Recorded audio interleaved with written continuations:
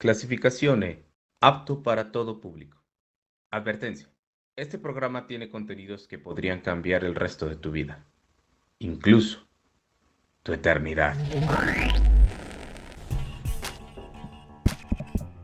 ¿Ya está grabando? Bien. Bienvenidos a ¿No es el programa? Ah, ¿en serio? Bien, pues bienvenidos. Y los dejamos con el equipo de Evidencias.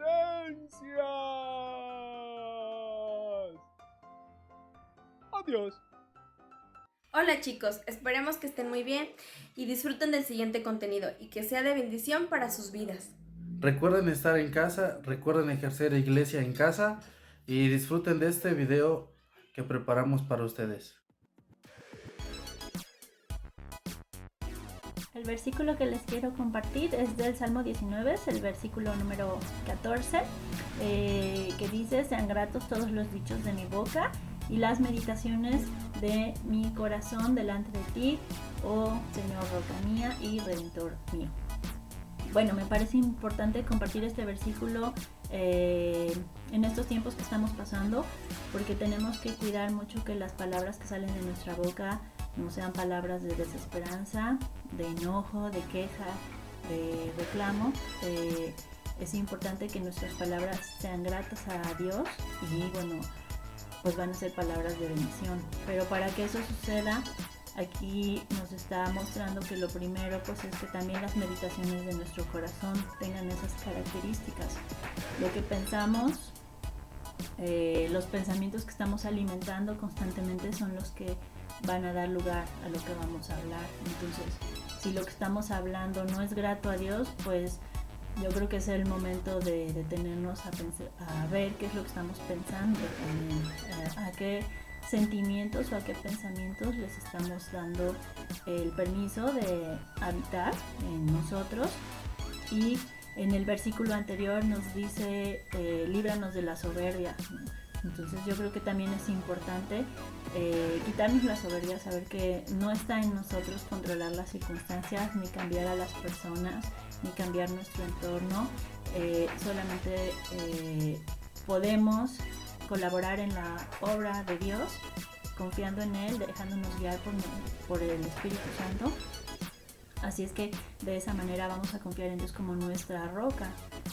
Él va a ser el que nos va a sostener, al que nos vamos a aferrar, y también en Él como nuestro Redentor, teniendo la confianza, la tranquilidad de saber que nuestro destino está en sus manos, que nosotros estamos seguros bajo su sombra.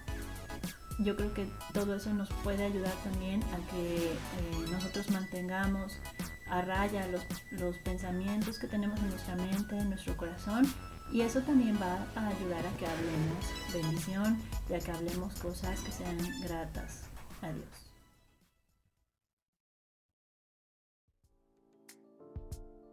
¿Sabías que el libro más pequeño de la Biblia es Segunda de Juan? Cuenta con un capítulo y 13 versículos. Y según los estudiosos está dirigida a una familia pequeña o a una iglesia local. Y entre los temas importantes, aun cuando es muy pequeña, tienen que ver con la verdad, el amor y no seguir falsas enseñanzas. Así que te animo a leerlo. Hola, bienvenidos a nuestra clase semanal de Evidencias. Continuando con el tema de tomar buenas decisiones en nuestra vida, hoy veremos un poquito más del dominio propio. El dominio propio es la capacidad que nos permite controlarnos a nosotros mismos y a nuestras emociones, y no que éstas nos controlen a nosotros, sacándonos la posibilidad de elegir lo que queremos en cada momento de nuestras vidas. En la Biblia, hubo varias personas que ejercieron su dominio propio. Hoy veremos la historia de dos personajes. El primero es la historia de Daniel, y también veremos la historia de David, antes de convertirse en el rey de Israel. Durante el tercer año del reinado de Joacim, rey de Judá, llegó a Jerusalén el rey Nabucodonosor de Babilonia y la sitió. Después de esto, el rey Nabucodonosor ordenó a su jefe del Estado Mayor a que trajera a jóvenes, sanos, fuertes y bien parecidos. Sin embargo, no serían jóvenes de cualquier familia, sino de la familia real de Judá y de las familias nobles que habían sido llevadas cautivas a Babilonia. Estos jóvenes debían ser instruidos en todas las ramas del saber, dotados de conocimiento y tener buen juicio para que pudieran servir en el palacio. Entre los jóvenes seleccionados se encontraban Daniel, Ananías, Misael y Azarías, quienes conocían lo que Dios había instruido al pueblo a través de la ley de Moisés. Ellos fueron llevados cautivos para ser enseñados en el idioma y la literatura de Babilonia, recibir entrenamiento y después entrar en el servicio real.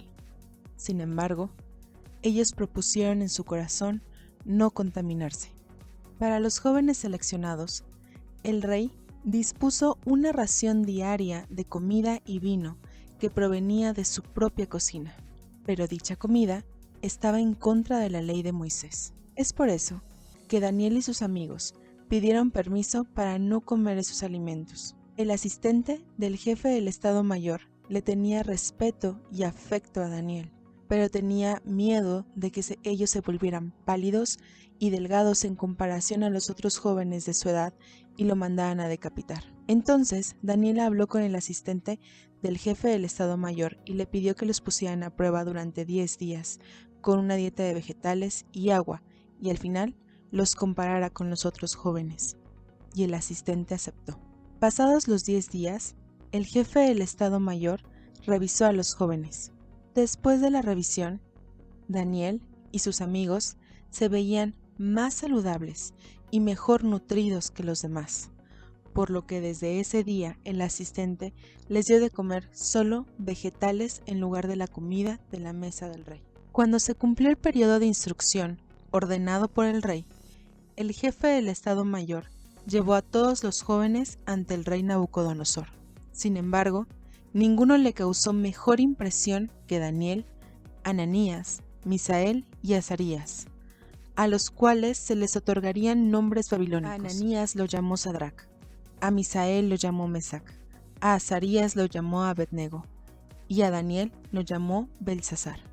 David fue elegido por Dios para ser el siguiente rey de Israel, pero Saúl, el actual rey de Israel, no estaba de acuerdo con eso y buscaba matarlo. Con la muerte de David como su objetivo, Saúl tomó a 3,000 hombres de todo Israel para que fueran detrás de David, por la cumbre de los peñascos de las cabras monteses. Ya cansado, Saúl entró a una cueva para cubrir sus pies y descansar. Lo que Saúl no sabía es que dentro, en los rincones de la cueva, se encontraban David y sus hombres. Entonces, los hombres de David le dijeron que este era el momento al que Dios se refería cuando le dijo: «He aquí que entrego a tu enemigo en tu mano y harás con él como te pareciere».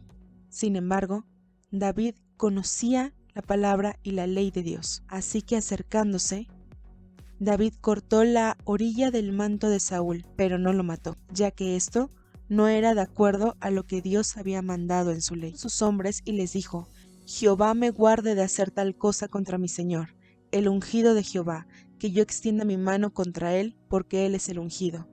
David reprimió a sus hombres y no les permitió que se levantasen contra Saúl.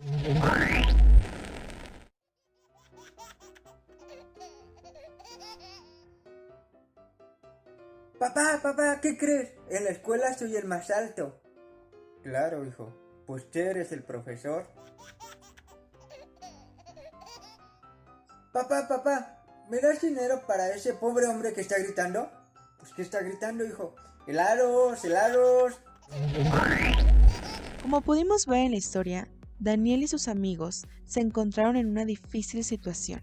Tenían tentación de comer la comida del rey. Todos los demás lo hacían, incluso aquellos jóvenes que también venían de Judá. Una autoridad lo había ordenado y había un riesgo de que los castigaran o los mataran. En el caso de David, Saúl buscaba matarlo y ya llevaba persiguiéndolo muchos años. Sus amigos y compañeros decían que debía matar a Saúl y de esa manera iba a poder regresar a su casa. Recordemos que si Saúl moría, David iba a ser coronado rey, por lo que podría parecer la oportunidad perfecta para por fin regresar a su casa y ser coronado como el rey que Dios había dicho que iba a ser. Daniel y David se encontraban en situaciones muy difíciles y con todas estas circunstancias rodeándolos, pero ellos decidieron hacer uso de su dominio propio y actuar conforme a la palabra de Dios y no conforme a estas circunstancias que los rodeaban. Esto les llevó a traer una gran bendición a sus vidas.